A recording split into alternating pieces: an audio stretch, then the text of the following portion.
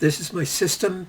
Contains the Canon Rebel T3i DSLR, electrophysics astroscope, the night vision module, and the Tokina 11 to 16 f2.8. Really nice lens. Slow distortion. It's not completely free distortion, but enough that it doesn't matter. You could pick these up cheap on used market. They were like $400 or $500 years ago, like 20 years ago. Now they're like 150. So if you get a good sample, you're good to go. It has a AF and MF. And it's got a clutch mechanism. So what you do is you pull the focusing ring back, and then it goes into manual mode because you don't want the camera to randomly decide it's going to autofocus.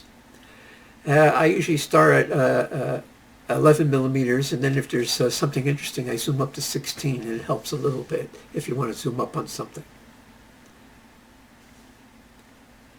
Now, if you notice, it is a long affair. Here's a close-up of the camera, and so this is about, this lens is relatively small and lightweight compared to other super wide-angle zooms, and there's only one tripod socket on the camera. So this is the maximum I put on. 100 millimeter f2, sure. 135 f2 or a 200 millimeter f2.8. Well, if the lens has a tripod socket, then use it. Like a 400 millimeter, a 5.6 has a tripod socket, I use that. But you got to watch out. You don't want to put too heavy a lens on this, and then, something goes wrong, and then you'll hit yourself forever. Now, if you're just pointing the lens straight up, if you want to do the zenith, then sure, you can mount that practically anything on it if you're careful enough. And I've done that. So this is for July 10th, 2011, around 10:38 p.m. And I caught one, I think it was a PERSEUS fireball. If you look on the lower right-hand corner, that's the ball, the Big Dipper, rising in the east. Plus, you also get a bonus of a meteor shooting by the Andromeda Galaxy, and that's where I used a 400 millimeter of 5.6. So it is doable. So let's jump right into the video and check it out. The PERSEUS fireball that we're going to watch is in 640 by 480. I'm sorry. Back in the day, back in 2011, when hard drives were expensive, and the best you could do was DSL or cable, and uploads were atrocious for big file sizes. So that's why I did 640 by 480. Of course, eventually I migrated to 1920 by 1080, but that's a different story.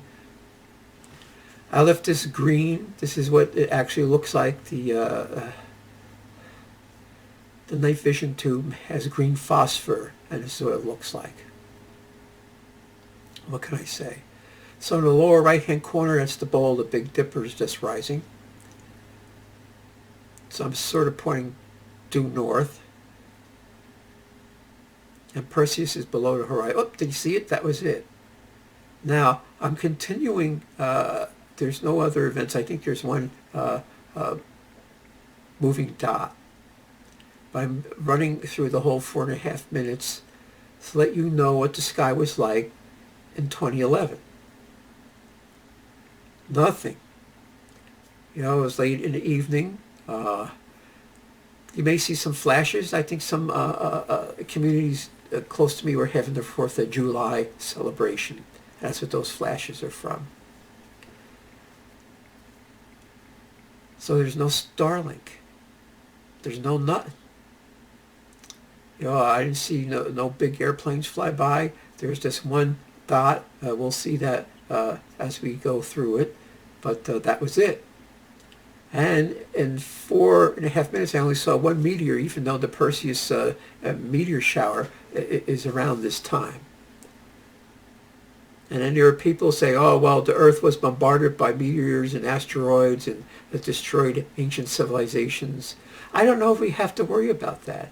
The way they're talking is like these huge attacks, like swarms of meteors that you would go outside and you would have to get pots and pans and bang them together to scare them away. And I just don't see that.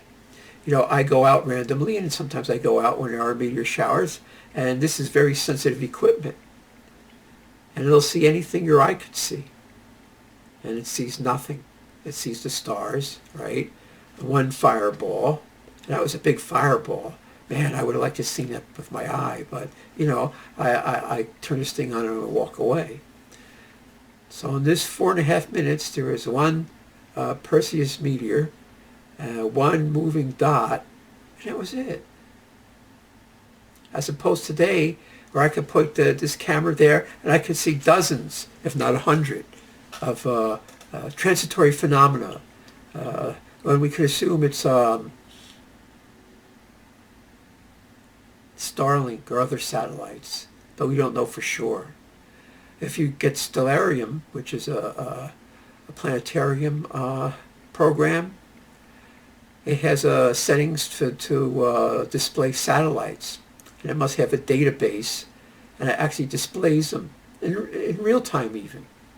Or I don't know how far back you could go and how big the database is. If it has to download a database if you go back a couple years. But then you can always check things. You know, you can set it for July 1st, 2011 at 10:38 p.m. and see what comes up. If there's nothing there, there's nothing there. But Starlink is only in the past 5 years. It got really dicey. That means prevalent, overwhelming. See, here's the zoom function of this lens. That's what it gives you. It was at 11 millimeters. I zoomed up to 16.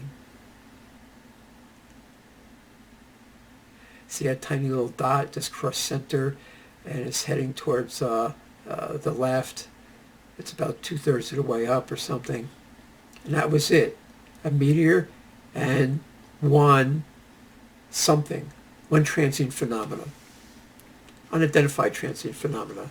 All right, so now here I clipped out the fireball. Let's check. Oh, cool. See, I left a trail even. And this is sort of what your eye would see too, because this is an analog device. Oh, wow, it's cool, ain't it? Damn. But how come there ain't a whole bunch of them? Wow, cool. And once again, cool. That was a big, bright-ass meteor.